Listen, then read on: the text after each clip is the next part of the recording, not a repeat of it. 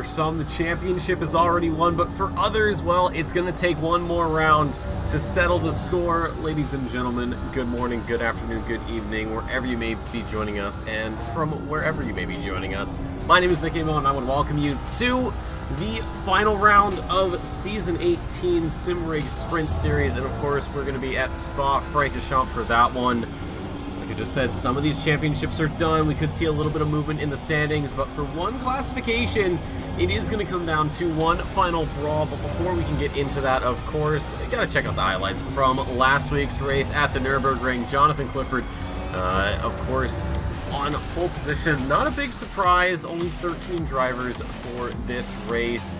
Small turnout, but still some decently good action.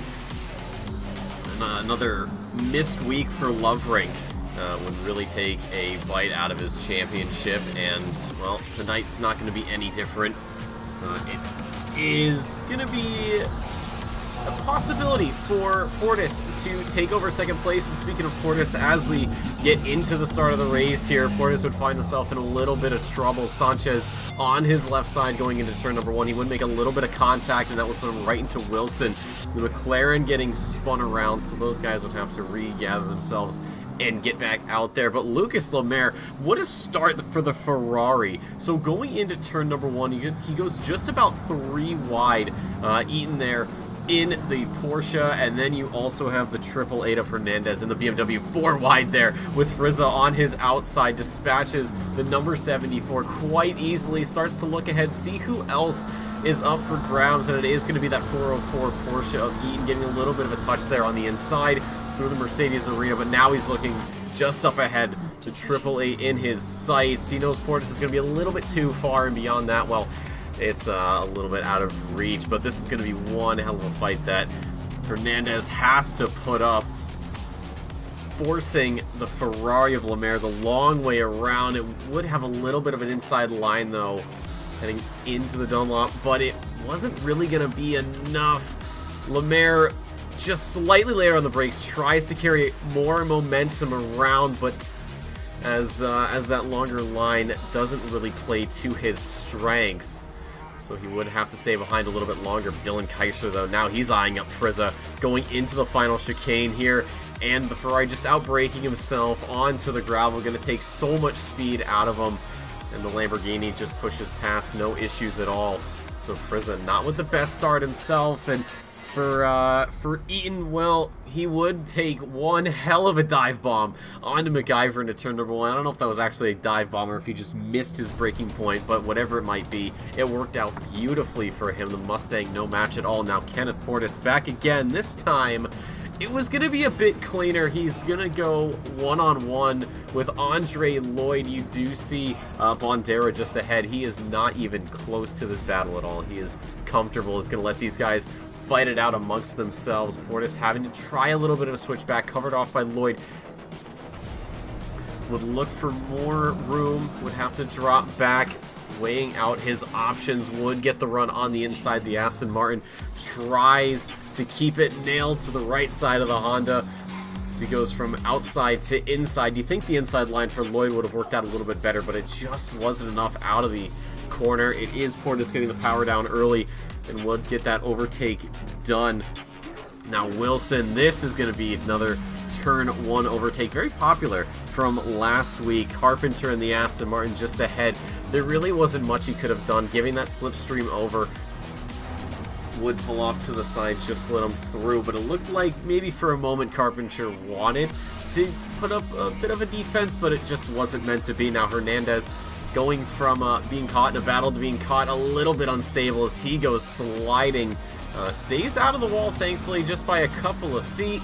Does get it turned around, gives a little kiss there with the back right, but he would get back going again. Wilson, we're not done with him yet as he decides that Sanchez is going to be the fruit for the taking. And ahead, this would have been a battle for P1 as Clifford was doing everything he could to pull away from one McLaren, but would not be enough. But into that chicane where we saw Frizza going off, Wilson making it stick around the outside. Sanchez just caught off guard. I don't think he expected that to happen, and just a couple laps later, Sanchez would find a little bit of issue here at the chicane, would send it in a little bit too hot, spins it around, and gets it pointed in the completely wrong direction as Frizza just narrowly escapes death there.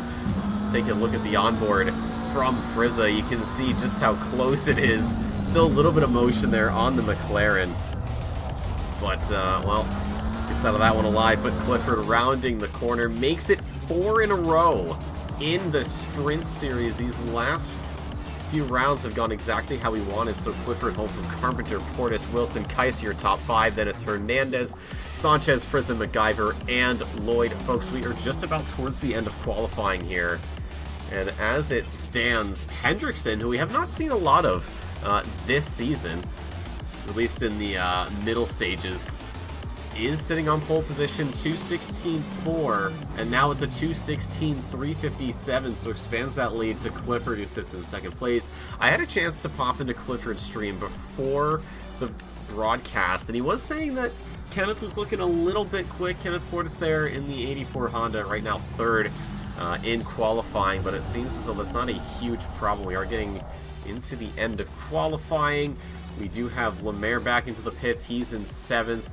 We just saw Carpenter come in as well, so he's done with that. Only drivers out right now that are on a valid lap, the 9:37 of Andre Lloyd. He's down in 9th position as it stands. He is faster on the Delta, but it might be enough to get over MacGyver. No! Oh, we just misses out MacGyver, 35 thousandths of a second. Incredibly close. What can Portis do? He will not improve. And I think that should be just about everybody. There's a bunch of blue circles, which means that nobody is on a valid lap. Francisco Sanchez, this must be a very late arrival to Sprint, but better late than never. Eduardo Sanchez, I assume, zero relation. Just coming through Blanchimont. The Delta's looking very nice.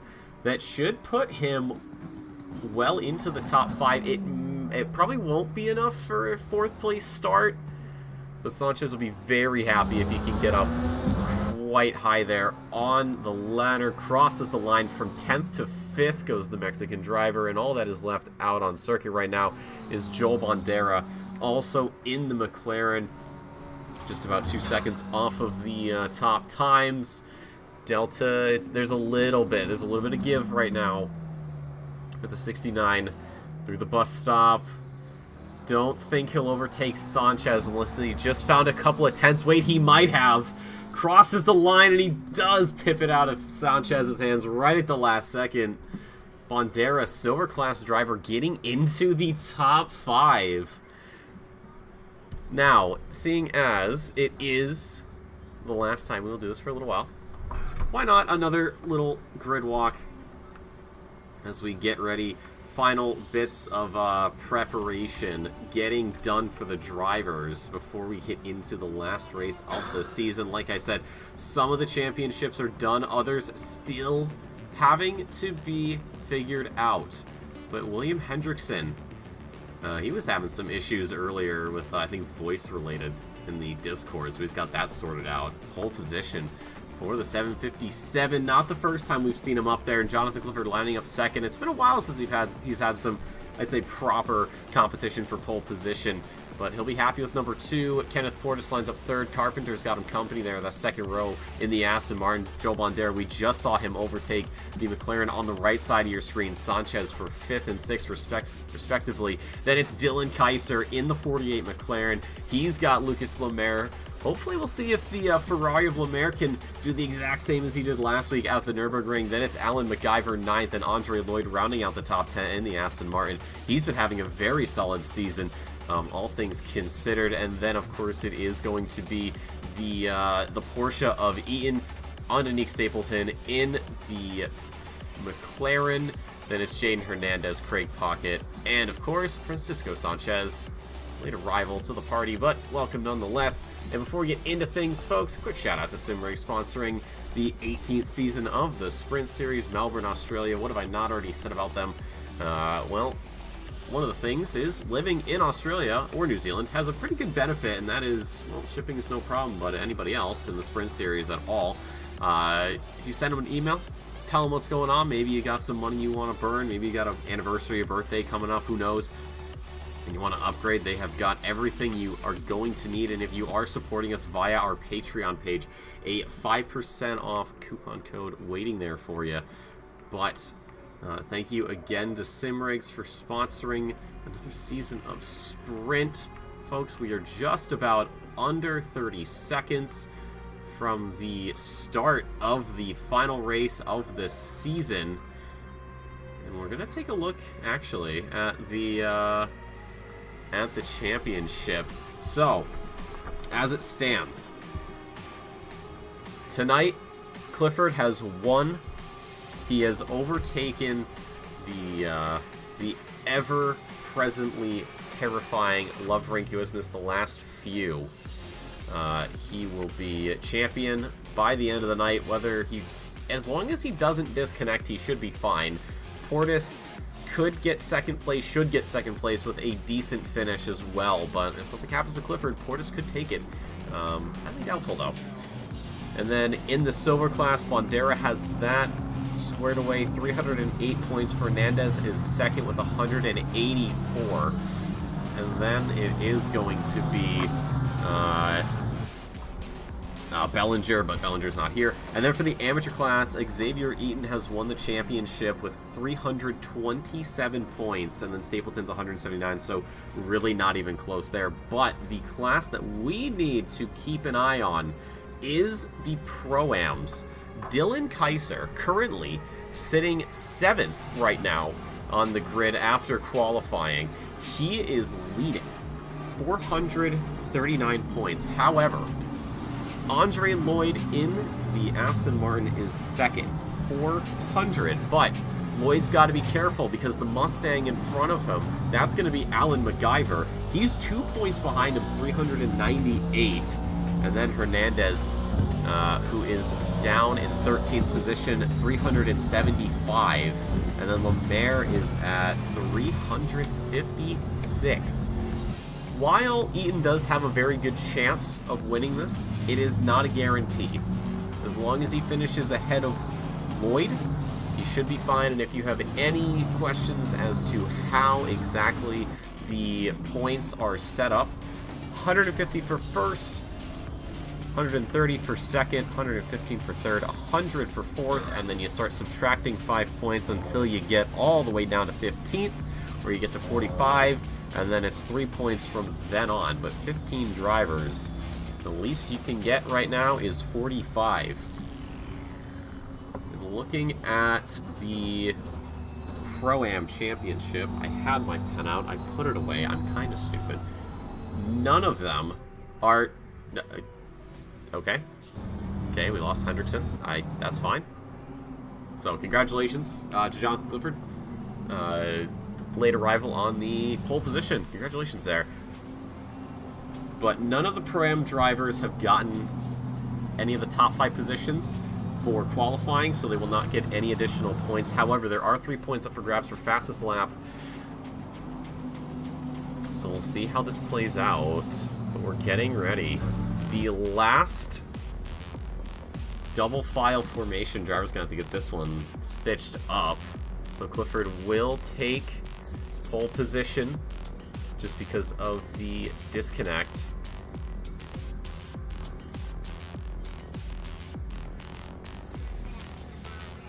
And checking some stuff. It looks like we should have some interviews with our championship winning drivers. Looks like we have. I talked to Clifford earlier. I think he said he was good. Looks like Eaton is on for it. Kaiser, if he wins, but he's got to keep it clean. He's got to keep it steady, and that is not going to be easy. 90 minutes, no mandatory stops. There have been talks in the Asia Pacific Sprint Series. There are a few strategies that seem to have worked out well in terms of getting just the fuel all the way to the end, but it is going to be those tires that will have to get changed at some point if you push them a little too hard. How well can you nurse them? But folks, we are side by side over the start-finish line, but we do not get started until after La Source. So it's going to be a downhill start, and those in the back are going to have a much better run into Eau Rouge, up in Nova Radion, and onto the Kemmel Straight. But 14 cars here tonight. Keep an eye on all the cars with those black boxes. Those are your Pro-Ams. That is where we are going to be watching. But we slowly make our way down the hill once again.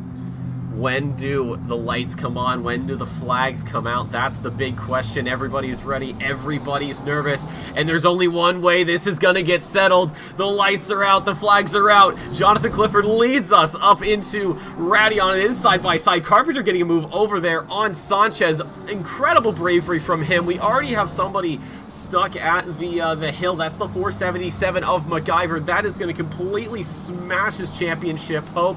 We also have the 21 of Sanchez in the back, the 883 as well. That appears to be one of the amateur class drivers, I believe. No.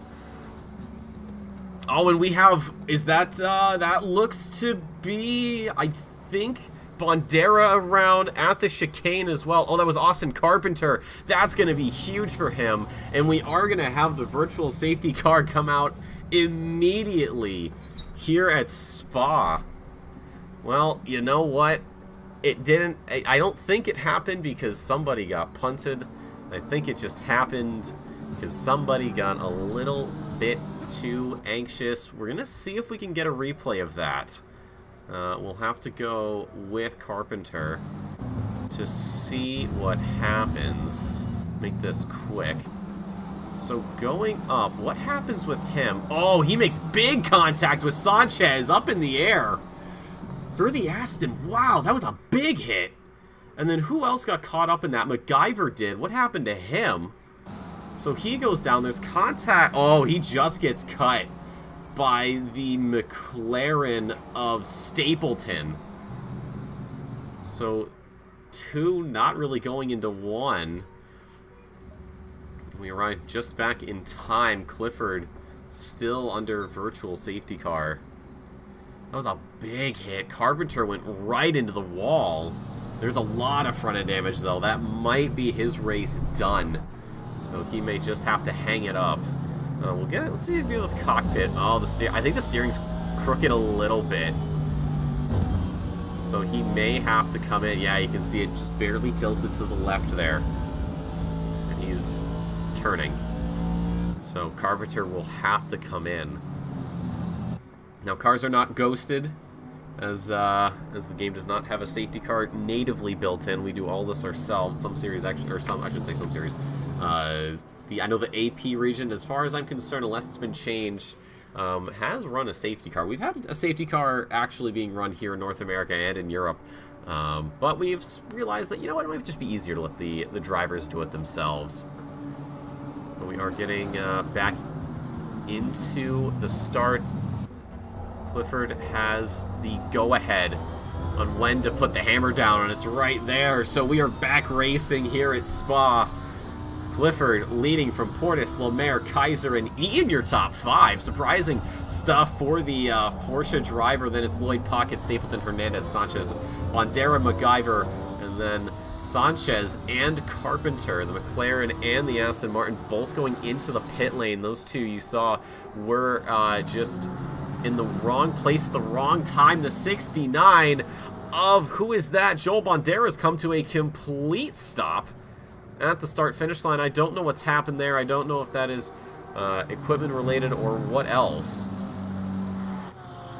But moving back down the field, underneath Stapleton with, that looks like Francisco Sanchez in 10th place. There's Alan MacGyver behind him. And a big outbreak there for the 23. He's going to lose a load of time as he tries to rejoin. Jaden Hernandez saw him spinning last week at the Nürburgring, and right now it has gone a little bit better. It looks like that duck has found its wings and is sitting comfortably. No water here, surprisingly, at Spa. We see that quite a lot. It appears as though Mother Nature wants to give these drivers a bit of a better time. 90 minutes around this is not easy, especially in the wet, but it has been a very solid getaway. Clifford leading Portis by a couple of tenths. Hendrickson has rejoined the server, but he is going to be a few laps down and quite a ways back by the time he gets moving again. So for him, it's more just of a sunset drive, if you will, for the end of the season. But for Clifford. He's just got to get home, and he will take home the championship. Portis behind him should be able to get second place. The point difference between himself and Loverink is not greater than 130 points. So Portis will be very happy to take that one together with Clifford in a way. But to the Pro-Ams we go. Dylan Kaiser, 4th position, 439 points. Where is Andre Lloyd? He's down in 6th position. We even have Lucas Lemaire right now in 3rd. But the problem is he is almost, oh, I gotta do math, hold on. 89 points? Something like that. Yeah, 89 points off. So even if he finishes in 3rd and gets 115, it will not matter because Dylan Kaiser, who is bearing down on him, would have to effectively not finish the race at all. But even then, I don't think it matters. But just about 5 minutes gone. There's Carpenter coming out of the pit lane up and over. Lemaire goes through. Andre Lloyd trying to catch up to Kaiser. 39 points. It's going to be a rather large mountain to overcome right now. There's Craig Pocket. He's by himself. Jane Hernandez behind him does sit Stapleton. Stapleton, I believe, is 2nd in the amateur championship. Going to go for a dive here into the chicane. There's not enough room there to make the move stick. Hernandez holds off a charging McLaren and holds on to 8th position. A valiant effort there. But at the end of the day, just not good enough. Back into a bit of calm here. Stapleton well off of Eaton Eaton well off of Eaton in terms of the championship. So this will be a 2nd place finish. We don't have to worry about that. Bondera is in the pit lane, but he is the only silver class driver, so he is done. I'm not certain what's gone on there, but hopefully he does get back out there, at least take the checkered flag. But Eaton's starting to maybe close the gap here to Kaiser. A top 4 finish for the Porsche would be big, especially in the amateur series. But he has been punching well above his weight, especially in these last couple of races. It seems like Eaton's really found his footing and started to become a bit of a threat. If he comes back next year, maybe we see a promotion from amateur maybe into silver or Pro-Am. I know Clifford's gonna come back. I did ask him. I didn't have a chance to ask anybody else. We'll see how many drivers come back for season 19. Bondera's still sitting in the pit lane. Carpenter, not the start he wants. Craig Pocket, Jane Hernandez, on Nick Stapleton, pretty close to each other, 7, 8, and 9. Ooh, this might be a bit precarious right now. Andre Lloyd. Oh, he was very close going into Lasource. I don't know if he had to stand on the brakes or what. But that could have been a overtake for him. So we go up, over, through Radion.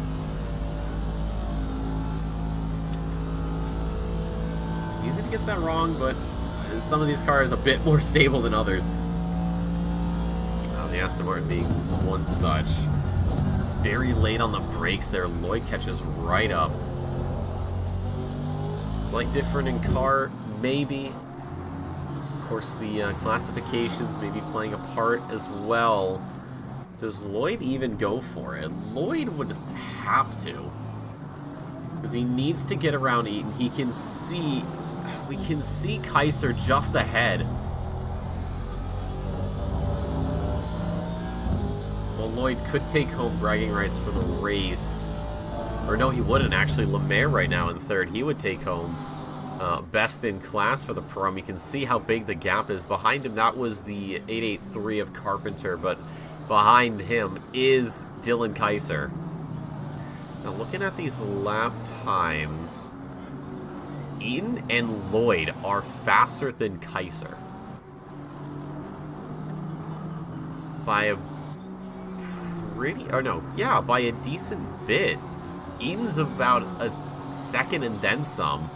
And then Lloyd is even more in terms of speed as Kaiser goes very wide at Stavelo, and now Eaton's going to be a lot closer. Longchamp, how brave is he feeling? Slight release on the throttle.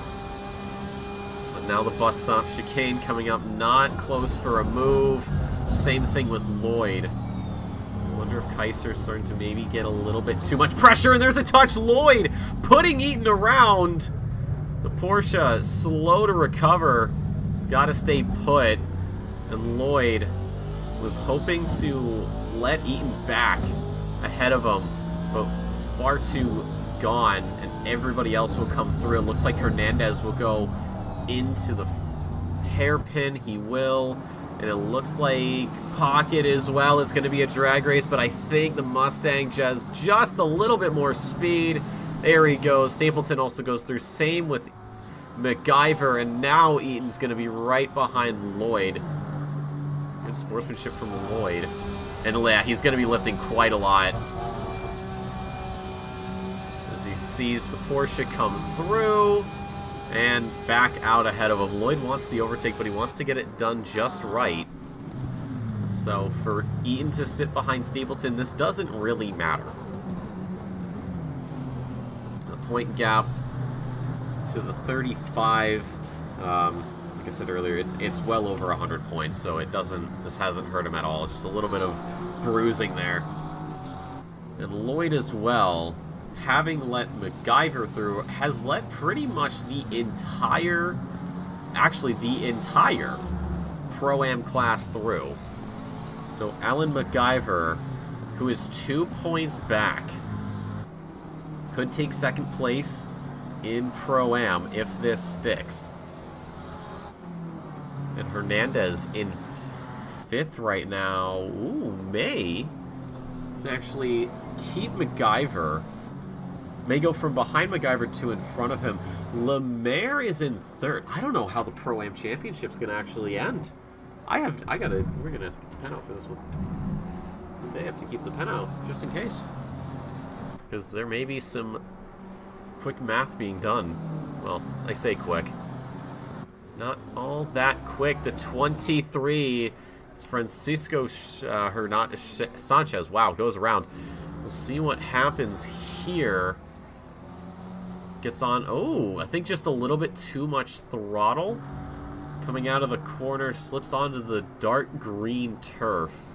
And I think that just unsettled the car. Stays in 11th, though. So no big time loss for him.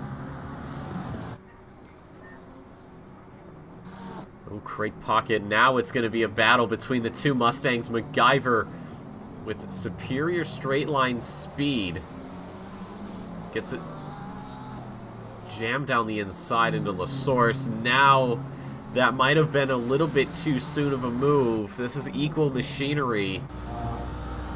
Before we go on to the very long Kemmel Straight, that looks like it might have been a little bit of a track cut there for Pocket.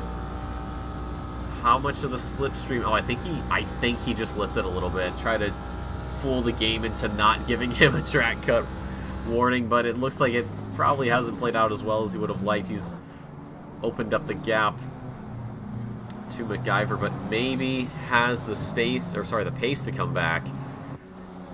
Check back in with the leader. Clifford has not shaken Portis off. It was, depending on where we look, broadcast controller says a second, the game says 6/10. So we'll see what it looks like officially when we get into Sector 3. But it should, I would say, maybe about the same. Oh, 777s, that's lucky for Clifford. That might be what he needs. Rejoining Pocket now. I want to see the last lap. He was faster than MacGyver. Or no, sorry, MacGyver was faster than him by a lot. About a second, 1.2. Last lap for MacGyver was a 21.92. For Pocket, it was a 23.15. And there is behind him, that is Eaton and Lloyd. Does Stapleton have a response? Can Stapleton get the overtake on Pocket, take one out of the Pro-Am? And it appears as though we have lost Bandera. I just realized that we don't have any of the silver class drivers here. So Bandera is out, unfortunately. So where do we go? Stapleton's getting a little bit ambitious. Very late on the brakes, though. Completely misses the apex. Has to go back out on circuit, almost pit maneuvering the Mustang. I really thought Stapleton had that one lined up. That was looking really good for a second. But as it went down, it wasn't the case. Now, Xavier Eaton, how is he feeling? He's later on the brakes into the source. Now it's side by side through the turn number 1. Gets a little bit loose there on exit. I don't think he has the overlap. No, barely a not. And now Stapleton stays ahead in 8th through Radion, or up over Radion, excuse me. It has been pretty brave for both of them. We have Carpenter in the pits. I wonder if this is going to be a tire change, a very early tire change for the Aston Martin. Lloyd, while these two fight, he can get closer. Try the overtake again onto the 404 Porsche. But this is getting very, very close. Lloyd is again looking for any bit of room he can take. Trying to psych out Eaton, but I think he knows better. Knows that Lloyd would not dream of doing what he did again. And we have lost Carpenter. His race is done. Carpenter will not see the checkered flag. Wonder what happened there. Looking in the championship. Well, actually, I don't even have Carpenter on here. I only have the top 3 for Pro-Am, or for Pro rather. So that's been that. Yeah, he's gone. He's done. It's a shame for Carpenter, but there is always next season. No news on that yet. I don't know when that's going down. It may happen sometime in November. It may not. It may happen in December. It might happen next year, but we do have signups for our Trios series already live. We also have signups available for our 24 Hours of Nürburgring, as Stapleton almost getting battered around even more. Ian lucky to get out of that one alive. That brings Lloyd right under his rear wing. But the Porsche may have a little bit more power than the Aston Martin. Lloyd, very brave, keeps the throttle pin. Eaton had to lift there. He saw how much difference that makes. And Lloyd, oh, I thought he could have tried it. He may have forced Eaton to get a little bit ahead of himself, but not quite. Stapleton, though, what a save that was, and how lucky was the 35 to not grab the Porsche and all of that. And as I was saying, our signups for the 24 Hours of Nürburgring coming up in November, I believe November the 30th. That will be, as far as I'm concerned, the whole thing, not just the GP circuit. So we will keep an eye on that. I believe there is the registration fee. Hold on. Jane Hernandez, Alan MacGyver, using that superior straight line speed of the Mustang plus the slipstream with just how long the Kemmel straight is. That gets the job done up into 5th. Hernandez, though, does he have a response? He's got a lot of time to do it. We'll see. I want to see if anybody can actually make it to the end without pitting. I highly doubt it. And I know we'll have tires, but we could see some drivers potentially finding their way to the end with barely any fuel.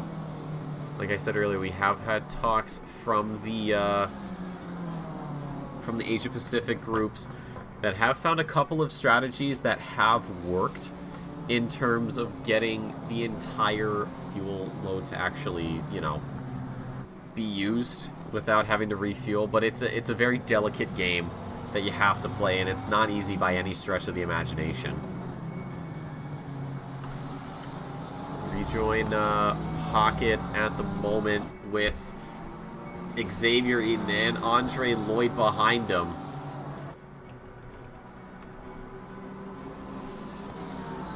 We'll see. This may very quickly become a 3-car fight. As we, I can just see Clifford and Portis right now. That gap's about a second. Is this the move? Is this the time for Eaton? No, it is not. He got right up there under the wing. Decided against it. And actually decides to pit. Very early pit stop. Only 20 minutes done for the Porsche. So that gives Lloyd now a very clear target. Lloyd's last lap still quicker than Pocket's. Hendrickson with fastest lap, though, despite being 3 laps down because of the early disconnect. He has at least proven that he can still make it work. And that'll be 3 points taken away from anybody else unless there is a response. And now it looks like Lloyd has gotten the better of Pocket through Eau Rouge and Radion. Looks like he has. Yeah, the Mustang having to lift. Not the most aerodynamic. You can only make a brick grip the track so well before it just understeers. And Lloyd not having the same sort of hindrance, so he'll be able to keep that throttle to the floor. He's still trudging along, trying to get to the pit lane. I remember when the pit boxes used to be before the turn, and I tried a pit stop, and early on in ACC when I was playing it, of course, and I said, all right, got the pit stop done, let's go, and I just hit the throttle on exit and immediately went into a wall. Did not realize that things were a little bit different. But there goes Sanchez. Sanchez right now in 12th. Not the best start. Got into a little bit of a scuffle with Carpenter and ended both of their races effectively. Just checking with Clifford and Portis. So that gap not really going over and staying over a full second. So Portis definitely has the pace to keep up. Their laps are incredibly similar. Mid 2:18s for both of them, although Portis' fastest lap is a 10th quicker than Clifford. Clifford clocked a 2:18.08, and Portis put in a 2:17.95. So there is definitely a power struggle between them. Right now, Clifford getting the better of them. So that gap stays in the upper 8/10ths. Eaton behind them. He has exited the pit lane, comes out in 12th. Has maybe figured out how to get as little fuel in the car as possible, come into pit, and then just fill her all the way up to the end. And just take that full fuel load to the checkered flag.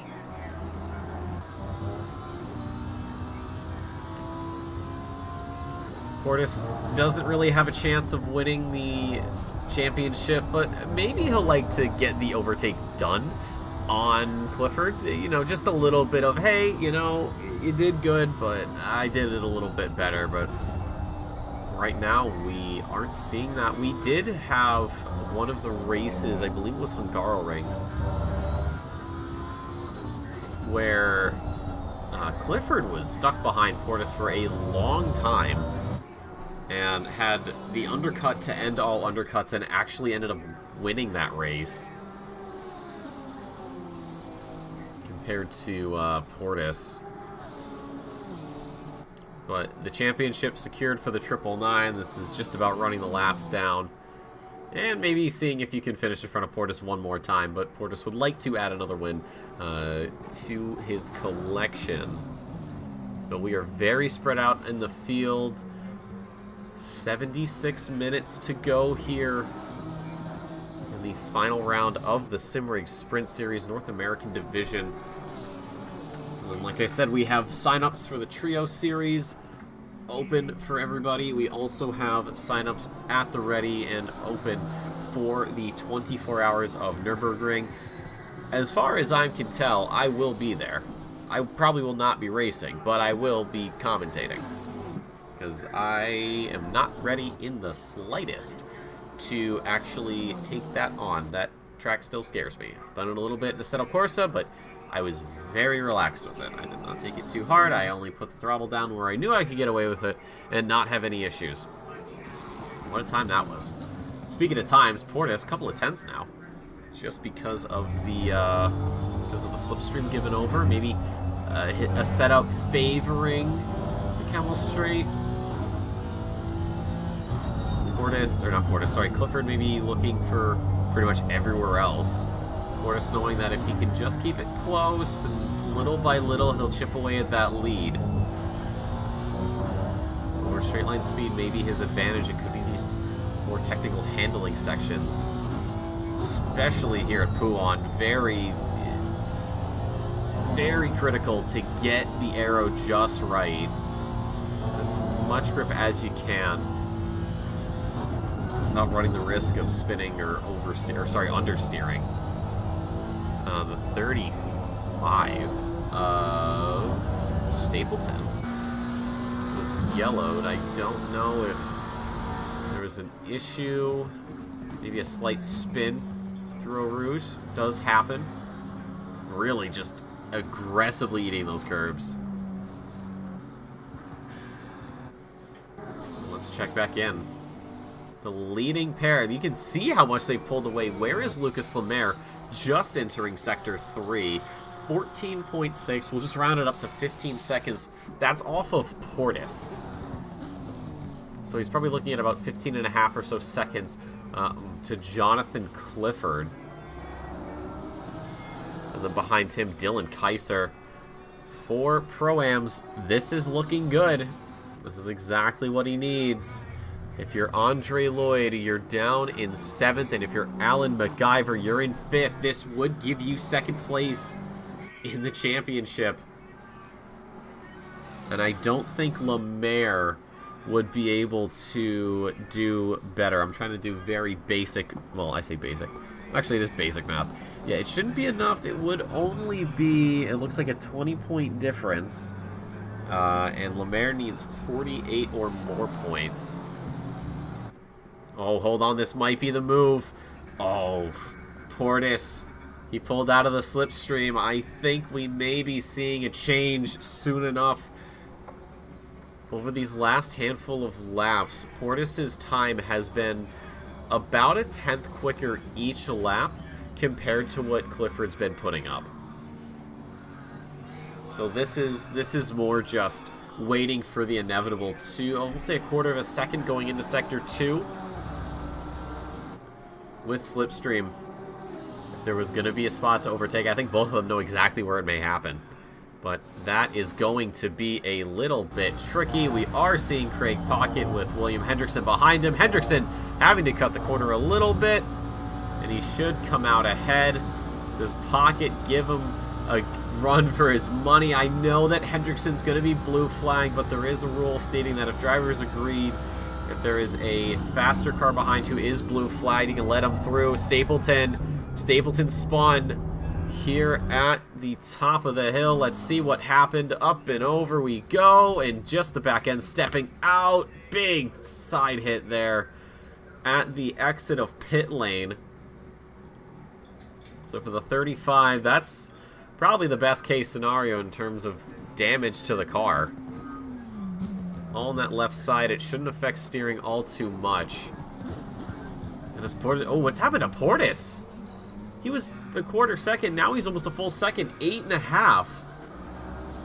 What has gone on? He must have gotten a corner wrong while we were away. So all that work has been unraveled. He's now back on the hunt. But maybe he's got it in him to get right back to where he needs to be. Just has to be careful to not do it again. Eaton passing. Who in the world is behind him? I have no idea. I can't even tell. Ah, it's Lucas Lemaire. I don't know how I picked that out. He was pretty much hiding behind the wing in its entirety, except for the very top of that Ferrari. And I'm like, no one's got the same color Ferrari as Lemaire. Lemaire, what a race for him, though. 3rd right now.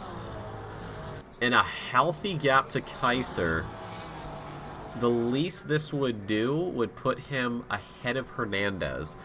The gap is 9 points, if I can read my own handwriting. Not 9 points. I can't even do math. It would be 19 points. But if this stays, if Lemaire finishes 3rd and Hernandez finishes 6th, this would be 1 point enough, just 1 point enough to put Lemaire into 4th. But that is, yeah, that's still 60 minutes away. 60 minutes and 10 seconds away from now. We still have some pit stops that have to be done. We do have Francisco Sanchez in the pit lane. Should be for that pit stop. I am still very interested in Kaiser, Lloyd, and MacGyver. Point gap top to bottom is 41 points. Kaiser leads Pro-Am 439, Lloyd's at 400, MacGyver's at 398. And right now with MacGyver ahead of Lloyd, this would be second place for him. There's that 2-point difference, and given the point repetition, should be enough to get that done. But on to lap 13. Portis struggling now. Almost a second behind Clifford. Let's see if there is anything the 84 can do. He's been staring at the back end of Clifford for a very long time. And this may continue.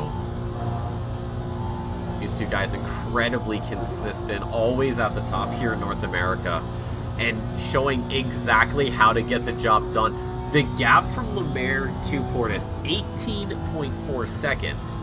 That is a huge bit of ground to put between yourself and the guy behind you, and we've only been racing for, what, about 20 minutes? Even with that virtual safety car, Lemaire just more and more falling off. That probably has something to do with the fact that Lemaire is about 2 seconds a lap slower. And we have actually had a bit of a change in terms of faster lapses. Clifford, I think the last couple have been a 10th quicker than Portis, so the pendulum swinging back into the favor of the 999. Shane Hernandez, look at the 4th through 8th, all Pro-Am drivers, and if I'm not mistaken, everybody except for, no, it might be, let's see, we have Lemaire, we have Kaiser, MacGyver, Hernandez, and Lloyd. So the 5 drivers I have in my notes for Pro-Am are all here. And all of them are running with each other. And then there's good old Craig Pocket there in the 713 Mustang. He's got Henderson activating an invisibility cloak. What a stellar strategy. I think the Covenant may have had a new campaign. A new holy journey, and they may have chosen Hendrickson to lead them. Maybe not the prophet of regret, but the prophet of truth is that he's got the overtake onto the Mustang. Not for position, but at the very least, a blue flag overtake. And Pocket will not want to keep him held up. There is Francisco Sanchez behind them. Let's check back in. Hernandez with Lloyd. 6/10 for the Aston Martin. Lloyd looking to punish, but he's got to play it slow. He's got to be methodical in his movements. Can't get ahead of himself. And if he gets too close at the wrong time, he's going to have to find a way to keep that thing stapled so he doesn't end up losing more later on. I doubt he goes for a move. And speaking, oh, he's gotten a little bit wide. He has a little bit of speed. I think that was just within track limits, but he won't do anything about it. Speaking of being close, Portis incredibly close. 3/10 now has found his rhythm again. Lap time 3/10 now. That's a big chunk out of the Lamborghini of Clifford. Hernandez having to go defensive into turn number 1. Does Lloyd get the over under? The BMW slips a little bit as he gets onto the power, but Lloyd starting to gain some ground here. Not the time he wants to do it. Let's see how brave he's going to be. Oh, he's going to lift. Left the downshift. And he is not going to be anywhere close. The car struggling in that gear to get any sort of speed. So for now, Hernandez stays safe. But for how much longer? That's the question he's going to be asking himself. And speaking of being safe, for how much longer? Are we seeing Portis starting to actually give Clifford a bit of heat? He might be able to do it. This might be the time. And if not here, well, there's going to be a long straight coming up, but they got to climb up the hill. And he's got to keep it perfect. Longchamp. There is so much confidence for Portis. We got to check with Clifford next time around. See if he is also keeping the pedal to the metal. Both drivers passing up the pit lane again. They don't want to go in yet. This may be a case of who blinks first. Check back in. Hernandez and Lloyd. We're seeing a couple of battles brewing here. These guys are so close to each other. I think now Portis may have a shot at taking over first place. The gap, almost half a second, but this may be just enough for him to make a dent. Clifford throwing everything he can into the belly of the Lamborghini, but now we pull onto the straight, and it's a long bit of driving and a lot of slipstream being given to the Honda, but Portis not as close as he may like. Will he go for a move? No, he won't. He'll stay behind, just picks his regular braking point. How about Hernandez and Lloyd? Another lap started for these two. The BMW as wide as he dares. He wants to find any bit of space he can. Any little bit of extra time to keep himself ahead. Lloyd having to do the same though. Doesn't want to give up too much. These two carry on. Portis, it looks like he may have fallen off of the back of Clifford a little bit. Up and over. Oh, Lloyd, so much risk there. He is really pushing that thing as far as it'll go, and he's very, very close to the limit. I don't know how close exactly, but as far as he's concerned, it has been very, very stable. Now another run up. Now let's see what Clifford does through Longchamp. Does he keep the power fully flowing to the engine, or does he decide that there's a little bit of leniency, a little bit of rationing? It is a very slight lift, not completely off the throttle, but just enough to make sure that thing is stuck to the ground. So slightly different strategies for both of them. Hernandez and Lloyd just checking in, seeing what things are like. Half second, it's grown a little bit, the gap. Less than a tenth, though, is the difference in time towards Clifford's advantage. Now, does Portis have the opportunity? I don't know. He was a little bit closer last time at the start-finish line, but is he really close enough for a move? There's that slipstream in effect. And the gap has stayed pretty much consistent, maybe a little bit closer. He does have the luxury of being able to keep that braking point exactly where he wants it. Back to Lloyd, and Hernandez will give the front two a bit of a chance to cool off.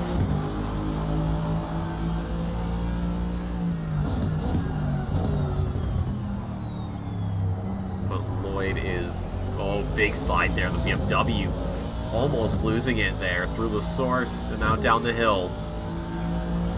Getting ready for the compression at the bottom. Lloyd not close enough to have to lift off the throttle. He can keep that whole thing down. Hernandez was slow. Now it's going to be side by side. Is this Lloyd getting the job done after lap and lap and laps of trying? It has. He does just get ahead of the BMW of Hernandez. Finally rewarded for his struggles. And this may be the opportunity, the final nail for him. He looks ahead, MacGyver's the next target. He's just opposite him. But that is about 10 seconds, about 9 or so seconds that he's got to overcome.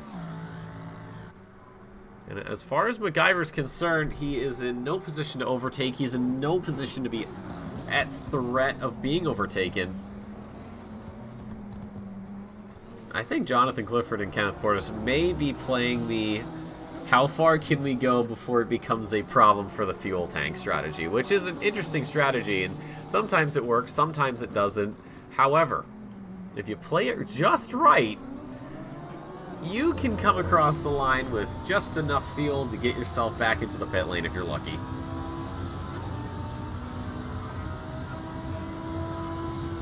But so far, only a couple drivers have actually gone into the pit lane.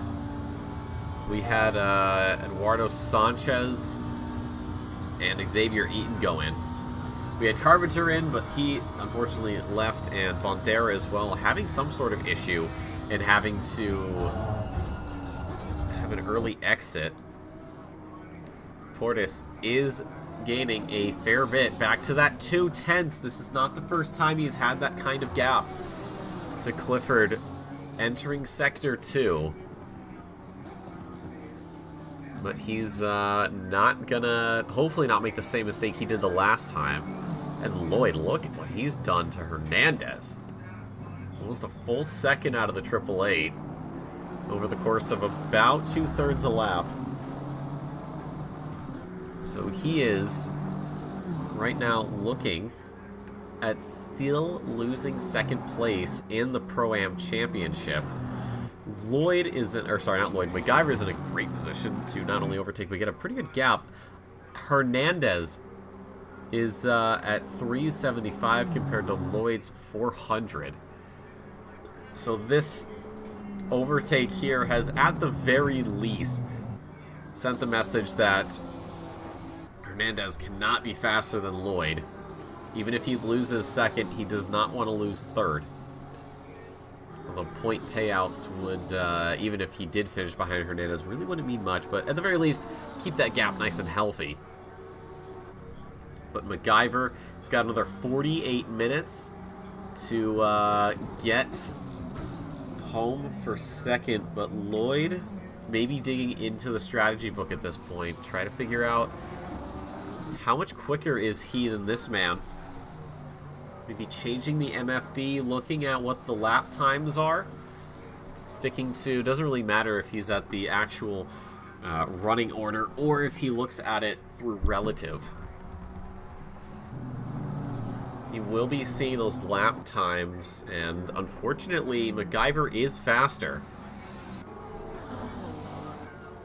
By, it seems to be almost a second. Portis. Another opportunity has presented itself. He shifts into 6th gear.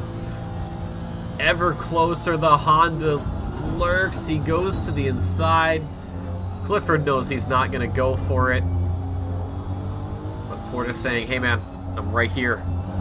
And I'm going to get a little bit closer next time. The gap, the lowest it's been so far this race, 0.18. As he came across the line, I think the gap was what, about almost 4/10, something in there.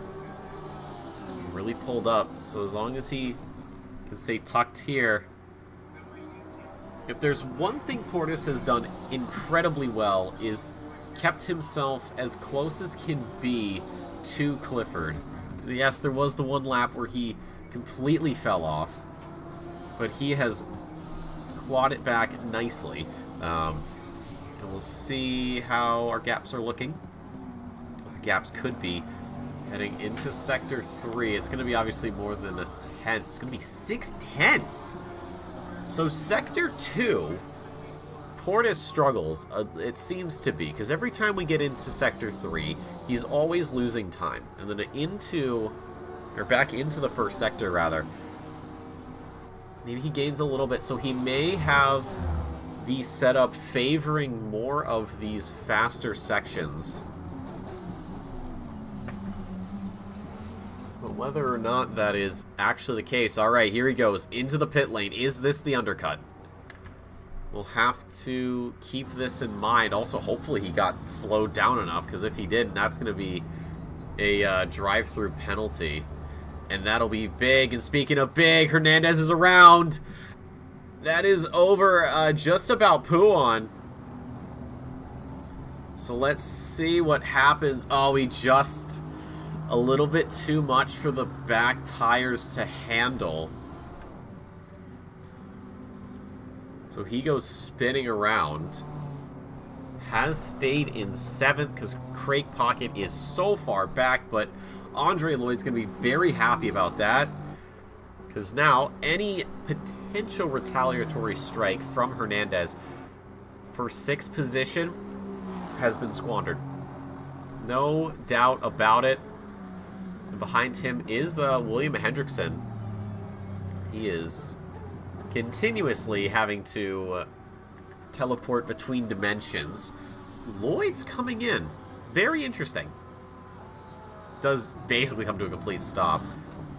Now Hernandez will overtake. Oh, completely misses the apex there. So he'll get the position back, but it might not mean much, because he will have to come in later. Lemaire promoted to 2nd. Is this the time for Lemaire to get a gap build?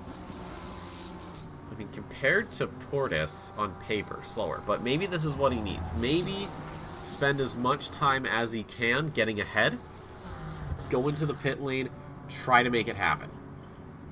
But Portis, one of the last pit stalls, will immediately just get right back onto circuit, can get that pit limiter turned off, and onto the racing surface via the blend line. Kenneth Portis back out in 6th. Jonathan Clifford, if he wants to come in, he absolutely can, but does not want to. Maybe knows that he's got some overall faster pace. Maybe gets a later pit stop and can keep the 84 behind him. He's done it before. He can do it again, surely. But that is something we will only find out in about 43 minutes.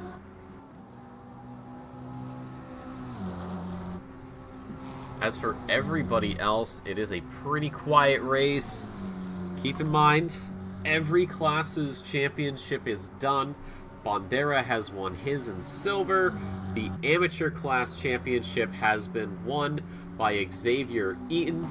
The pro championship has been won by Jonathan Clifford. It is just the pro-ams we have to worry about, because as it stands, Kaiser has a 39-point lead over Lloyd.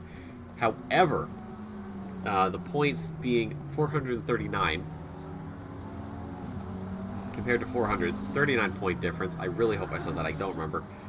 But Kaiser has 439 points. Lloyd has 400 points. MacGyver has 398. So this has become a battle for P2 in the Pro-Ams. Hernandez really not a threat, and Lemaire as well. I don't think Lemaire has a chance. Actually, Lemaire may possibly overtake Lemaire, but that's going to be tricky.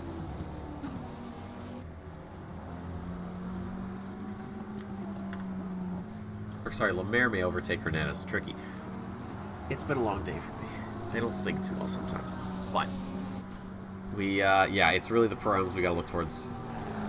It's more a question of who is going to finish this championship in second. As far as we're concerned, as long as Kaiser gets to the finish line, we'll be good. That'll be that. The Pro-Am will be done. Now, should something happen to Kaiser, should Kaiser fall all the way to the back into 13th, which would net him 55 points, let's say, hypothetically, that Lloyd finishes in second place. That would be incredible. That would be a 75-point swing, which would put Lloyd into the number one spot. As far as I'm concerned, that won't happen. Lemaire may finish second, or at this point when he gets his pit stop done, third. As speaking of pit lanes, Stapleton's come in. I forgot there was damage for Stapleton. Yeah, that's gonna have to get repaired. Yeah, it's championship is really just pro. Who's gonna finish second? It could be Lloyd. Right now, it's looking like MacGyver. As MacGyver hasn't come into the pit lane yet. And Lloyd's a long way off, but he's at least on fresher rubber. Jonathan Clifford, race leader, championship winner. It doesn't even have to finish the race tonight, but he would like to. Has yet to come in. Portis pitted a good while ago. And he is in front, depending on how you want to look at it, of Clifford. But this is going to be... We'll see what his lap time is looking like. Clifford just put in a 2:19.15. Does Portis have a response quicker? Does he have a 2:18 up his sleeve? He has a 2:18.4. Yes, he does. So his pace has been incredibly consistent. Clifford may want to come in now. He might lose a little too much time in the grand scheme of things. Could finish this race in second, but he would, I assume, want to finish this race in first position. But as we can see, still out there. He's still doing his thing. Maybe comes in, maybe doesn't. No mandatory stops, but of course, fuel is always going to be a bit of a touchy subject for a race as long as 90 minutes. There are 3 strategies that the Asia Pacific guys have figured out to get the entire tank to last you 90 minutes. But as I've said, it is a very, very precise bit of strategy from what I know. And that is best case scenario. You know, what I'm curious, is it at all possible for Hendrickson to unlap himself from Stapleton? That would be something. Well, Stapleton out of the pit lanes, so we'll add another lap. It would be a hell of a feat, though. I would give Hendrickson an award for that. Just for that, for this one race. To disconnect, come back, and actually manage to finish in 11th. And then if he could... would also have to get around Eaton. So to go from pole position to disconnecting to being in last and then into the top 10. Not saying it's impossible, but that'd be something. Because he would have to basically fight through the whole field twice. But Pocket's looking to be the next one on the chopping block. Lucas Lemaire in the Ferrari. Not mind getting this position away from the Mustang. This Pocket runs it very, very wide. That may be a track cut for him. He's slowing down a little bit. Does Lucas Lemaire find the overtake, though? He's a lot faster up into Blanchimont. A couple of lifts of the throttle there as the Mustang continues to run wide. Lemaire goes right in the middle. Wants to try to get Pocket off his line. It's not going to happen. Turns it back in. Look at how close he is, though. This will be a much better exit for the Ferrari across the line. Will not be 6th. Still about dead even, but there may be not enough straight line speed for the 57, but into turn number 1. Pocket just leaving the door open for him. Lemaire now back into 6th place. Clifford staying out again. He may try to do this whole race without stopping. On one hand, I don't doubt his ability to do that. He's shown he is one of the most potent drivers in North America. On the other hand, I don't know if he can do it. Because that is something you either deliberately practice for weeks on end or something you pull up the day of, just look into what you've got and then say, okay, I know what I'm doing, and then calling it there and making it stick. I don't know. No idea. But where in the grand scheme of things, that's not who I want. That's who I want. Portis, oh, this will be an overtake for position. That's Hernandez in 4th. Portis is in 5th. But does he have anything? Oh, wide there goes Hernandez. That'll kill his momentum. He knows what's about to happen. It's just a matter of when. Not so much if. But done nicely for both of them. Will take the wide line. Does not want to go defensive. Portis is going to fire it down the inside. There he goes, up into 4th place. Hernandez knows the pace that he has is no match for Portis's. Stays out of his way. Doesn't want to compromise his race or the Honda's. And both of them continue on. As we do have... Oh, I thought Francisco Sanchez... Oh, it's the problems. Ooh, slide there for Clifford. Having a little bit of fun.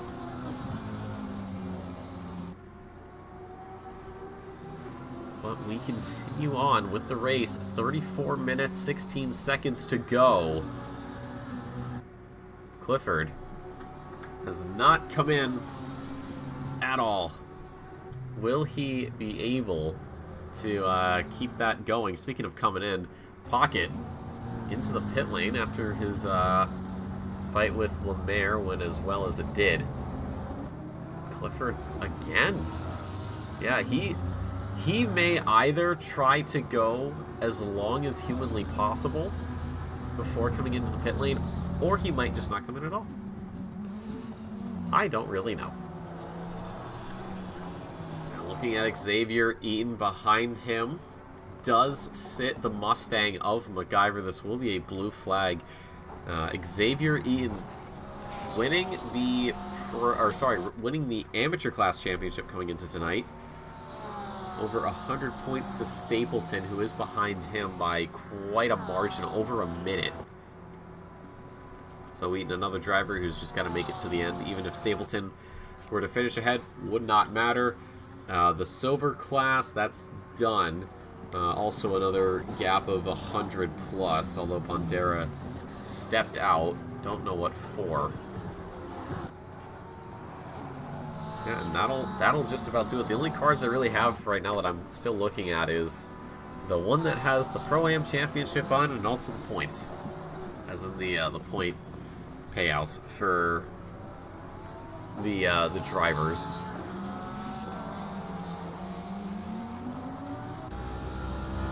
MacGyver, not as close as I thought he was to Eaton.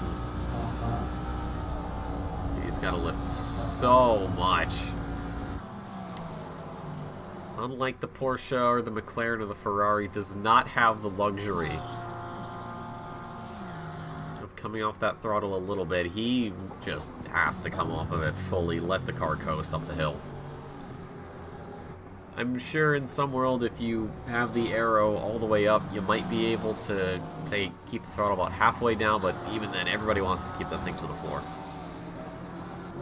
We see the Formula 1 boys do it, so we all think that we can. And usually it doesn't start off very well. Usually you try it, something you either completely miss, bounce over the curbs on the inside, just go into a wall, back end steps out, you oversteer, I don't know, understeer, everything. Pretty much anything that can go wrong will go wrong.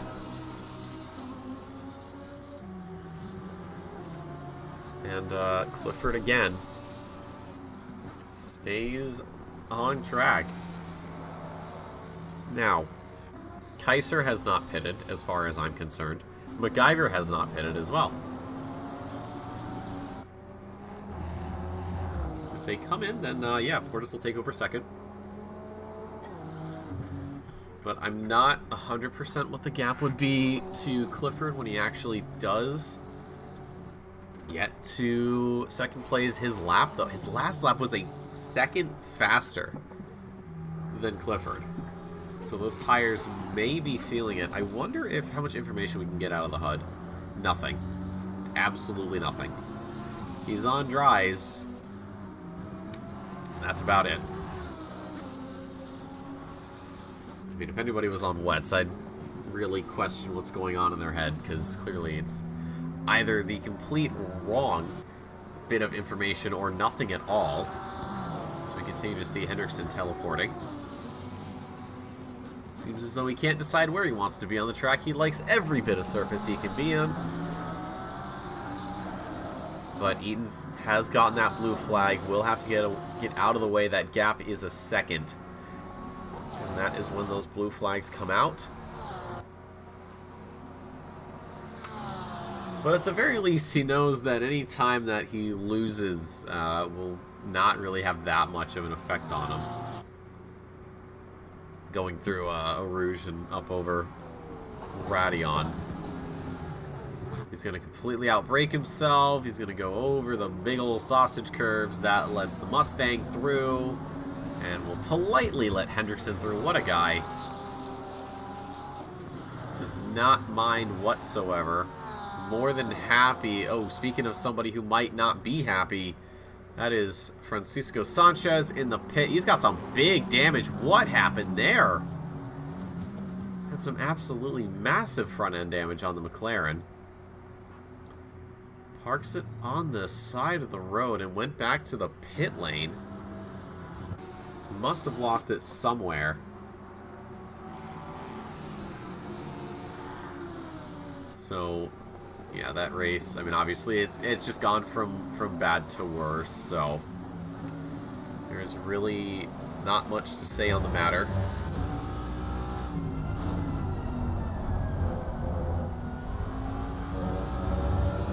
But we will carry on as we have before many a times.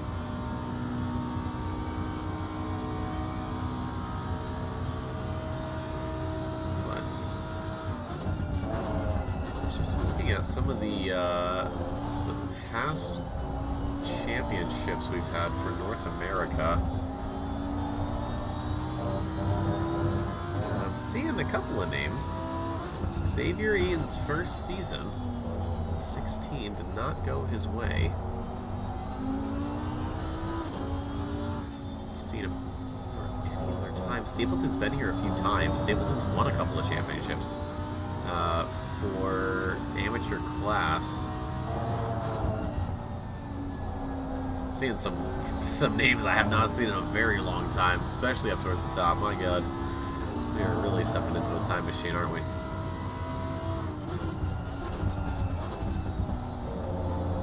And season 17. I mean, I've seen Lovering winning a few of these. Clifford's gaps are pretty close. Same with Portis in terms of winning and or losing.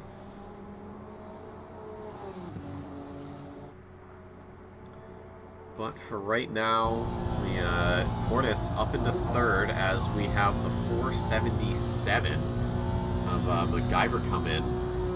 And we've lost Francisco Sanchez. We also lost somebody else. I think we lost Stapleton. Yeah, we also lost Stapleton somewhere in the thick of things. So we still have 6 of 6 Pro-Am drivers. We still have all of our 4 Pro drivers. Clifford has finally come in. 26 minutes, 48 seconds on the clock, and he finally decides to call it quits on making that thing work. Now, does Portis get around him via the pit stops? He might. It's gonna be close. It might actually not be that close, but Clifford's gonna be in that pit lane for a long time. He is one of the drivers in North America that consistently has the farthest pit stop down the lane itself. Well, Dylan Kaiser, if you wanted a chance, and I will say this, but it does happen. Yeah, you can just see how much time this poor man loses just driving through the pit lane. Portis knows that Clifford has gone in, and he is running back as quickly as he can. Clifford already has it lined up with his pit box. But I think Portis may get the overtake done. But ladies and gentlemen, I can't believe I'm saying it, Dylan Kaiser leading the race here at Spa. 25 minutes, 35 seconds to go. Is it at all possible that he somehow wins this? I'm not saying no, but I'm not saying yes. Clifford, very quick. I think he just went in for fuel, so he is going to be on some very old tires, but at the very least, Portis will not get the overtake, and now Clifford has to look ahead. Fellow Lamborghini driver Dylan Kaiser, who currently leads Pro-Am Championship, is leading this race. And that gap, as far as I am concerned, has not been updated just yet. 25.3 seconds and 25 minutes to go. Have to be a second a lap quicker. There's Xavier Eaton. He'll get blue flag, gets out of the way. Now, I have absolutely no idea if Dylan Kaiser is on some weird strategy or what. But this would be a hell of a way to top it all off. That'd be 150 points for him, which he doesn't really need. The gap to Lloyd is 39. Lloyd is all the way down in 8th. Lloyd obviously coming in. But Kenneth Portis may catch Clifford, if only just. But he has been consistently having his laps be anywhere from a 10th quicker to about half a second or so, I think. So just about how much pace does he actually have there. But Dylan Kaiser has completed a full lap of Spa, still in the lead. Congratulations, Dylan. But you have a very fast charging Lamborghini, the 999 of Clifford. Stapleton has rejoined, but it's going to be in there for a long time. Has to wait out the game's timer for rejoining.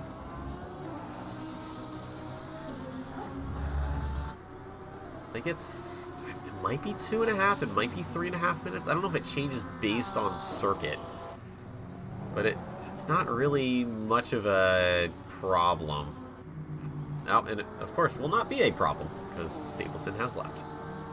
So Stapleton not really looking to stick around at all. Well, what a race this will be for Kaiser. Ooh, Jane Hernandez coming in. Quite a, ooh, I think he might have been a little bit quick going in. This could be a drive-through for Hernandez. If that's the case, he may have just given up the I don't know if it's really an opportunity, but given up any sort of chance of taking MacGyver over. But MacGyver's still ahead of Lloyd. So MacGyver will be second. Whoa! Okay. Hernandez, a little too close to the wall there, bud. I'm not a saint in that regard either. Don't worry, I've had my fair share of hits.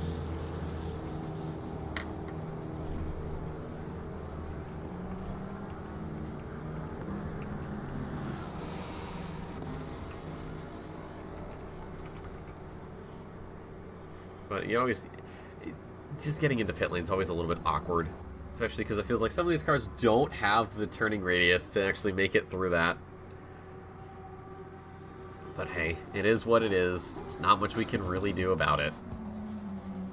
Here comes Dylan Kaiser, another lap led. Look at that, incredible. And Hendrickson still continuing to phase in and out of existence. Which, honestly, I would not mind doing sometimes. Some days I just wake up and I'm like, you know what? Don't feel like it today. But Lloyd... Oh, wait. Lloyd and Sanchez. What has happened off screen that I have not seen? Because Lloyd was 8th. Now he's 6th. Obviously overtaking Hernandez, who is in the pits. That makes sense. Completely did not see this happen. Interesting. Well, they're all on the same lap. Except for Pocket, who's on 27, and now will be on the lead lap. That just leaves Hendrickson. And if he wants to make sure that he's actually able to keep on the lead lap, he's got to get around Kaiser, which he should do. He could be able to do it. Also in the Lamborghini, so the field sandwiched between two pieces of Lamborghini bread. I wonder how that would taste. Oh, pretty good.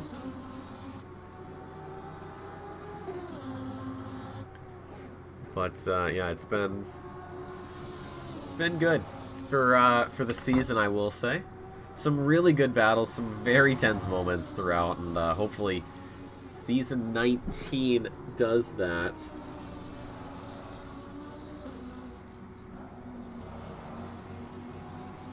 But we're still just under the final 20 minutes of the season are here. And right now, Xavier Eaton's got Craig Pocket in his rearview mirror. Pocket has slowly been reeling in the Porsche, and I wonder how much of a fight Eaton's actually going to put up here. It looks like lap times are very different. Right now, Eaton's just crossing 1 minute 30. Pocket's 1:17. Did Eaton have an error? Did he almost spin somewhere? He continues to have problems, though. Drifting through Pouan. Pocket knows his time is coming. Oh, he's going to get a little bit adventurous, almost into the rear there of the Porsche. Backs off, tries to crisscross over an under straighter exit. Eaton's going to get a little bit twitchy there, but continues to hold strong. This is a fight for position. Eaton knows if he can just take one off of Pocket, he'd be happy with that. Oh my god, is that going to be tough? Especially given the fact that it is a Mustang, which tends to do pretty well in the straights, but there are a couple of spots this turn here where there is a bit of lifting. And then, of course, Eau Rouge Radion will also see it, but Craig Pocket later on the brakes just shoves it down the inside there. Nothing Eaton can do. And Craig Pocket from 9th to 10th. Now, there could be a response as Eaton looks to the inside of turn number 1. He will be very much on the inside, but he's going to have a much slower exit compared to Pocket, who carried more speed around the outside. Now, if there's a spot to gain extra ground, it's going to be here. Through Eau Rouge. Now we're in Radion. Oh, lifting for both of them. Very surprising. I thought Eaton would have just kept the throttle pin, but maybe Aero Wash playing a factor. Confidence as well. He's not really in a fight for his life. Any contender is gone for amateur, and not only that, but the gap that he's made to Stapleton is pretty much not an issue. So he's just got to make it to the end. Congratulations, of course, to Joe Bandera for winning the Silver Championship. He backed out early, but that won't matter. I'm just seeing if maybe he was still in the voice chat. He is not. But Clifford's still in second. Kaiser is still at the head of the table. Kaiser may be doing the... Never mind. Kaiser is... You heard me talk long enough. Well, Dylan, you did a great job leading everybody. Very long stint for you, but I guess all good things must come to an end. That means Clifford will take over first place, and Portis as well will go back into second. Lucas Lemaire, I don't think will go into third. I think Kaiser might have played this out perfectly to ensure that Lemaire does not get an overtake via pit stop. Although I could be wrong, and I have been wrong in the past. Now, Lemaire is 5th in the Pro-Am Championship. He is well and truly ahead of Hernandez with a 26-point difference. No, it's that 19 points. So if things were to stay how they were, Hernandez is in 8th, which is 80 points, and Lemaire would be 4th, which is 100 points. That would be 1 point enough for Lucas Lemaire to not finish 4th, but to finish 5th, or not finish 5th, finish 4th in the the Pro-Am Championship. And then MacGyver is behind Lloyd in the standings by 2 points, but right now this would be MacGyver with 5th place being 95 and 90 for 6th. That is a 5-point difference. 5 minus 2 is 3. I can do math, and that would be MacGyver being 2nd, Lloyd falling at that final hurdle. And Kaiser is out of the pit lane, and Kaiser will hold on to 3rd. Now, it's just the final 15 minutes. From here to the checkered flag. Clifford in 1st. Portis is in 2nd. Kaiser we just saw, he's in 4th. There goes Lemaire for 5th, and Alan MacGyver, or Lemaire's for 4th. MacGyver's for 5th. I can't read. And we do have Xavier Eaton, despite losing 9th place to Craig Pocket, has done a stellar job of keeping the Mustang in check. Has not lost as much time as I would have suspected. The gap is currently about a second, but he was a lot closer at one point, almost completely overlapped. Looking at the mini-map.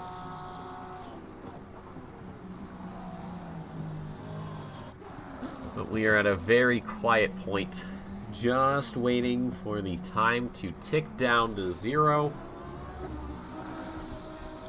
And for Season 18 of the Sprint Series to be finalized.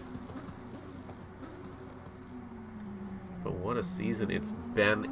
8 races, some pretty interesting ones, and I'm excited to see what Season 19 has in store. No information on that yet, but I know as soon as we have it, we'll get it out to everybody. Just so we are all in the loop. We'll see who comes back from the from this season of Sprint. Also, see who is coming up from the Academy League. Shout out to those guys. I gotta say, this is gonna sound a little ironic, but believe it or not, the Academy series actually is a lot cleaner than the Sprint series. It's not for points, it's just for fun, getting your feet wet, getting familiar with the OOR format. And Pocket's been overtaken by Eaton. Why did I miss that? Damn it. Well, very defensive line there for Eaton. And Pocket. He really wanted it. Slide there for Eaton. Through the chicane. This is the time that pretty much from here to Sector 3 is where Eaton can gain a lot of time. But yeah, as I was saying, Academy League, these guys are a lot cleaner. In fact, it's almost a little too clean sometimes. I remember when I did it a few years ago, everybody was kind of scared to do an overtake unless they were 100%. Usually about halfway through the season is when people actually realize, oh, I can overtake comfortably now. But if you're looking to get into the Sprint Series, you gotta go through Academy first. Doesn't matter how good or how not so good you are. Everybody is different. And now we see Pocket with a move. Great move on the inside. Slightly later on the brakes. And Eaton sliding all over the place. Pocket struggling to keep the power down. As well, oh, Eaton very nearly into the back of the Mustang. But now Pocket can get the throttle pinned to the floor. Should be able to gain a little bit of ground here. But Eaton in the slipstream, let's see. Slight lift for both of them, but I think it was Pocket that had a little bit more. Later on the brakes, there goes Eaton, firing it down the inside. They're going to make contact into the bus stop chicane. Eaton's just going to stop her up, let the Mustang through. Eaton, you gotta applaud the effort to at least go for it. Get your hands dirty, get in there. But he doesn't really need to take too many risks, because there is really none to take. But yes, if you want to get into Sprint Series, you gotta go through Academy first. One such driver I know of who I got to race with when I was in Sprint, was Chris Frizza, not present tonight. What a great racer. I think he joined a little bit later in the season, and I asked him at one point, I said, how did you, like, why did they add you? Season's like halfway over, and he went, well, I won my first race by over a minute, and they told me to get out and go into Sprint. Some people, that's what happens. Some people get through the whole season and apply for Sprint. And whoa, Eaton sliding into the wall. I guess the talks of of Academy are coming back to him. Anyways, there goes Kaiser. Usually no Academy for NA. Really, Jeff? Interesting. I thought there would have been. Damn. Get that going. Maybe I'll join. Yeah, you don't. And the thing is, if you want to stay in Academy, you can stay in Academy. No problem with that. Interesting. I just fully believed that it was still okay. Anyways.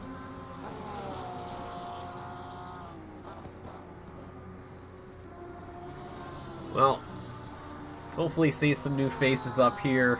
And a lot of returning faces as well. We are just under 10 minutes remaining here in the race as Hendrickson's into the pit lane. This is probably going to be for fuel. Numbers have been low, so straight up just going into Sprint. Alright, well. Normally I would take the safer approach, but that's just me. Let's check in, though. Hernandez and Sanchez for 7th. Sanchez, very slow, 2 seconds on that last lap.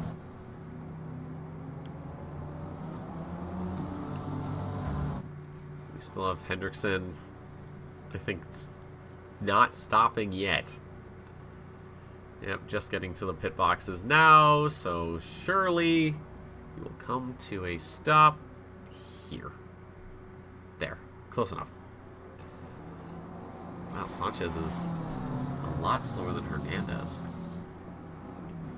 So looking at Pro-Am, yes, Kaiser will win it. We already know that.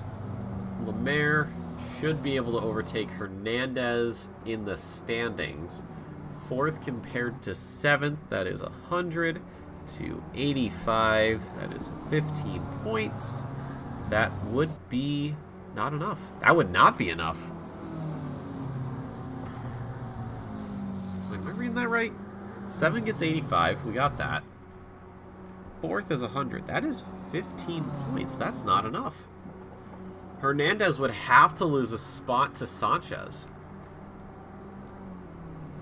But it looks like the only change we'll see in Pro-Am will be MacGyver taking 2nd away from Lloyd. Those two guys are separated by 2 points. Right now, MacGyver's running in 5th. He is looking at 95 points to his name. And you can see how far back Lloyd is. That's 6th. That is 90 points. So 3 is the difference. Ooh, Sanchez has come in. So another... So let's see how far back... We may actually see Sanchez go back to 10th. And Hendrickson still with that fastest lap with that 2:17.69. That is ridiculous. Considering the second fastest lap is Portis with a 17.9. That is a time and a half. Okay. But this will be Hendrickson having to get around Eaton. We'll see if Xavier will let him through or if he'll make him work for it. Continuing to face. Phase driver, I think, a little bit busted. Xavier, that is so close for Xavier. He almost lost it there, and he will let Hendrickson through.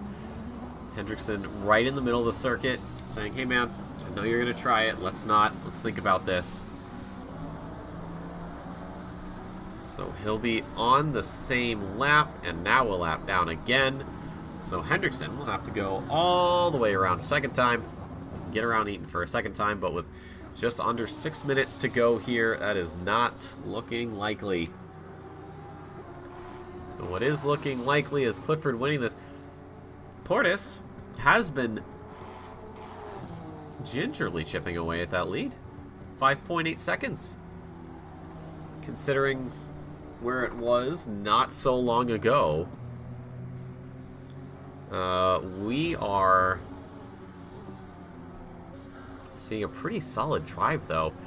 The laps are anywhere from a second to maybe half or so a second per lap faster for Portis. But it's not, unless he pulls a second out every single lap, it won't matter, because I think we're 2 laps away from the checkered flag coming down for the last time here in Sprint.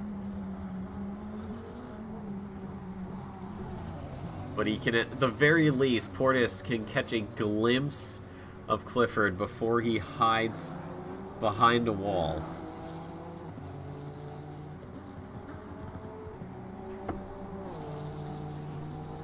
So we should be looking at 2 more laps here. Lucas Lemaire, behind him is Alan MacGyver. Hold on. MacGyver has been quicker each and every lap, and this might be no different.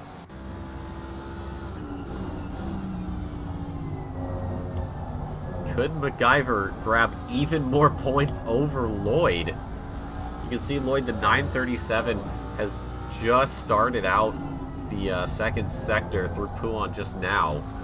Oh, Lemaire. Lemaire's getting a little bit nervous. I think he knows what's going to happen. He'll give some slipstream over. He's going to go very defensive, and ahead of him is Craig Pocket, so right between, oh, never mind, I was about to say right between 2 Mustangs, but Pocket getting out of the way. Does MacGyver go for a move? He's later on the brakes, he'll be outside, now he'll be the inside line, but that's the exact same line as Lemaire is able to take. So another lap, Lemaire has to defend. Where are these lap times? Barely faster for MacGyver, not what we saw last lap. But to be fair, you had to get a little bit safe through some parts of the circuit. We should see a fair bit of lifting for the 477. But maybe not. Maybe he just keeps the throttle pinned as Lemaire is bouncing all over the place. Somehow stays ahead. MacGyver tried to get into the slipstream, but he knows there's just not enough space there. He is just sitting behind. Later on the brakes again, he wants to make a move stick. He wants to get 4th position, but Lemaire is not making this easy, continuing to hold up the defense all over the back of the Ferrari. The Mustang looks for any sort of just something. Doesn't matter. An opening. He's looking for any bit of light coming through the door. But Lemaire, shoulder on the door, keeps him out. Sanchez with that drive-through penalty. It really doesn't matter for him. He'll have 3 laps to serve it, but I think we may have one more. If I know Clifford, he may just play this. He may play this lap normally, not even bother lifting. But around the outside, how did that not work for MacGyver? Through Pouan, that was incredible. There is contact. Off onto the grass, onto the gravel. All that time that was gained has just been burned away. MacGyver, a last gasp. But Lemaire making him work for it every step of the way. But this is completely out of control here between these two. For sure thought that they were going to both go off. What a way to end the season that would have been.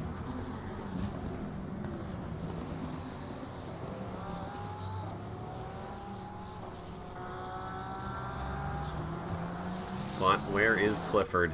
There he is.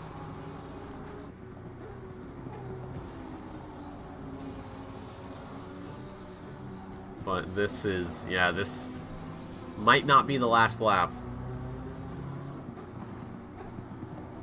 He may want to go one more just because he can. Although he does have the ability to coast a little bit, take some some of the speed out of his sails, but I don't think 30 seconds to the line. He might. This, oh my god, there is no way. No, there's no way. We're gonna have to go one more. We have to go one more. 15 seconds, and it will be probably just under 10. It might be 5 by the time he gets to the line. Not even. Not even. 6 seconds. Ladies and gentlemen, the last lap of Season 18 of the Simrigs Sprint Series.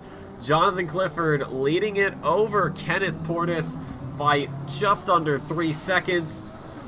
He started second. Hendrickson had a disconnect that put him up to first. And what a story it has been for him. Pocket incredibly slow. What happened here? He's just slow. Oh my god, he's out of fuel. Oh my god, Pocket ran out of fuel. No, he's just stuck. He's stuck in 4th. Wait, there's no way. He stopped. I think he stopped in the game. No, he's moving again. He's not out of fuel, surely. I don't believe it. I don't think he is. I need to see. Oh my god, he's trying to, he's fuel saving. He's literally fuel saving like crazy. He's doing incredibly early gear shifts to keep the fuel efficiency of that Mustang as well as it can be. He has such a long lap to get through. I mean, he's smart to let the leaders through. That's the call. That's the right strat. Let the leaders through, so that way when you get back to it, you'll have enough. But he is, oh man, I have been in a situation like that in real life, surprisingly, where I was well and truly over what I thought I would be able to in my car, and just a lot of coasting. And there was a gas station that was a lot farther away than I originally thought, which was not fun. Can Pocket make it?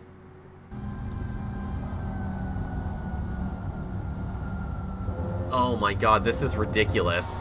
It is the stupidest amount of fuel saving I've ever seen.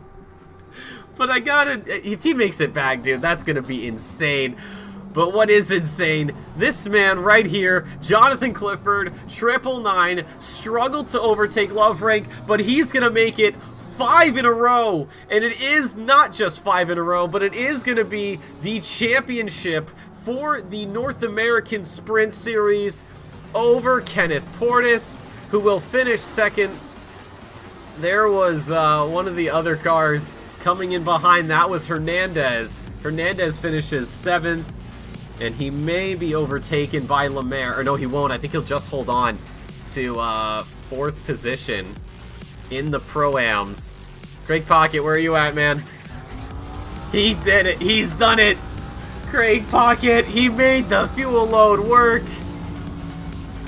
Really putting all the economic value he could into that gas tank of the Mustang. That was absolutely ridiculous. Round of applause for him. Amazing. And speaking of amazing, Dylan Kaiser through the bus stop chicane for the final time. And he is going to win the Pro-Am Championship over Andre Lloyd. There's MacGyver. He's going to have a last-second lunge. Is this going to be it? Side by side through Blanchemont. He is way outside onto the grass. Will the stewards have anything to say about that? Because if that's the case, MacGyver has taken even more out of Lloyd's lead for second place. But I don't know. But what I do know, Xavier Eaton finished second in Season 16. This time, it's going to be first place for the amateurs in Season 18 of Sprint. And Andre Lloyd, he was second overall in the Pro-Am. He will have to settle for 3rd because of MacGyver's finishing position. But ladies and gentlemen, that is going to do it for us here tonight at Spa. What a way to finish things off, and an incredibly weird turn of events of somebody having to, well, save fuel. But let's look at the standings. Clifford winning the race by 3.3 seconds. Portis, Kaiser, MacGyver, Lemaire, your top 5 for the Pro-Ams. It's Kaiser, MacGyver, Lemaire, Lloyd, Hernandez, and Pocket. The amateurs, Eaton, Stapleton, and Sanchez. And then for the silvers, it is just Bandera. But before we go, we'll get an interview rather with our winners. So we'll see if we can get Xavier Eaton in here for the or for the amateurs rather. Hopefully able to pick up. Probably shuffling through menus right now and other things. That was, oh my god, what a season. Shoutouts to everybody across every little bit of the OOR for everything they've done, from the drivers to the stewarding team, race directors, and everybody besides myself in the broadcasting side of things. I'm not the one making the graphics. That's all. It's been Mullick. Mullick's been out, so that has been. I believe, if I remember properly, that's been Benjamin Hignett. What a man he's been. But very quickly, I have to move some things around because I am the stupid. Hello. But joining me in the booth, there he is, Xavier Eaton. Congratulations on winning the amateur championship. Last time you did the Sprint Series, that was season 16. You just missed out. How does it feel to be on the other side of the coin this time? Well, it's good. I feel like I could have placed a little higher, but I'm happy that I was able to at least win in my class. That was a very good finish by me. Yeah, you seem to. There seemed to have been a couple of races that you weren't maybe a little bit shakier on. Was there any doubt in your mind at any point that you were going to possibly lose the championship, or did you just see them as sort of natural bumps in the road that would just come and go? Definitely the first 3 races, I was definitely very worried because I was just really getting back into it. I hadn't been sim racing as much as I'd used to, so I was just getting back into it, especially after my Coda placements. I was not happy with how I finished there. Did a little better in Barcelona, and then was first rain race for Suzuka, so I was not as prepared for that as I wanted to be, but I ended up finishing decently just by staying in the race as long as I could. Well, that's something I think everybody likes to hear. And just one final question for you. Are you coming back for season 19? Oh, for sure. We'll be back in season 19. All right. Well, best of luck to you. Thank you, Xavier, for everything, and enjoy your break, and best of luck next season. Appreciate it. Thank you. And very quickly, we are going to go and grab Dylan Kaiser. What a season it's been for that Lamborghini, my god. And now joining me, Dylan Kaiser. What a way to win it in Pro-Am. You guys have been fighting back and forth, it seems like, all season. Yeah, it's been an intense season, I'll say that. So walk me through kind of as quickly as you can with how your season's gone from beginning to end. Were there, did you recognize who was going to be probably the biggest threat and who you could probably not pay any mind to? Honestly, no. The whole field was phenomenal and terrifying at the same time. Who would you say was probably the biggest threat to your championship? Because looking at the Alan. standing, Alan MacGyver. Yeah. Wait, no, not Alan MacGyver. Andre. Yeah, I wrote down the standings. You going into this race, you had 439. Lloyd had 400. And actually, with the way Lloyd and MacGyver finished, MacGyver is going to get second in the championship. But yeah, I can see why you'd say Lloyd. He's been incredibly consistent, a new face on the scene, but he hit the ground running. Is he a new face on the scene? As far as I'm concerned, I haven't seen him before, but I could be wrong. I think he is, because I was talking to my teammate and he was like, "Oh yeah, I know that guy. He's insane." Well, yes, I think he knew him from like a year ago when he won his championship. Yeah,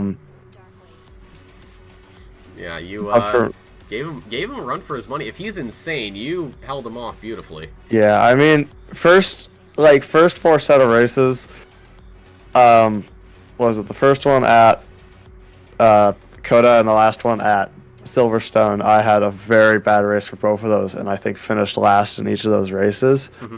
But the other 2 races, I did finish first in class. But every time I saw that Lloyd was right behind me, so it was kind of surprising to see him at the last couple of races with like Alan and Lucas kind of pulling ahead and pushing him back. It was surprising. Yeah, you guys really were pushing each other a lot this season. Last question before I let you go. Do we see the return for season 19? I do not know. I really want to get into some rallying. We'll see. Rally? Okay. Well, best of luck to you in that. If we do see you back in season 19, of course, glad to see you. But if not, hey, enjoy the break. All right. Well, thank you. And, well, one final face to call. If he picks up, we'll see. Let's get him in here. Not the first time. I think we've had a call. Ladies and gentlemen, now in the booth, your Season 18 Sprint Series champion, Jonathan Clifford. I mean, obviously, you went into this already securing the championship, but just again, congratulations. Yeah, thank you. It was a fun season. Too bad Tyler wasn't there to contest it for the last few races. I was going to ask about that. You and Love Rink have been having a lot of battles, not just this season, but in seasons past, and with history being the way it is, you have not really overcome that hurdle. So having finally done that, maybe not in the most competitive circumstances, but still overcoming it nonetheless, does it feel like a big weight has been lifted off your shoulders after tonight? No, not. I mean, no more so than before. Mm-hmm. I mean, it was always, every once in a while I'd have a really good race and be able to get him. But overall, obviously, we know where the pace still lies. Like, that can still happen, but majority of the time he's still ahead. I think I've won in Octane as well before when he wasn't here. I think so, yeah. There's been a few times in past seasons. Do you think, had Love Rink been here, do you think it would have been his championship, or do you think it would have come down to, like, this last race?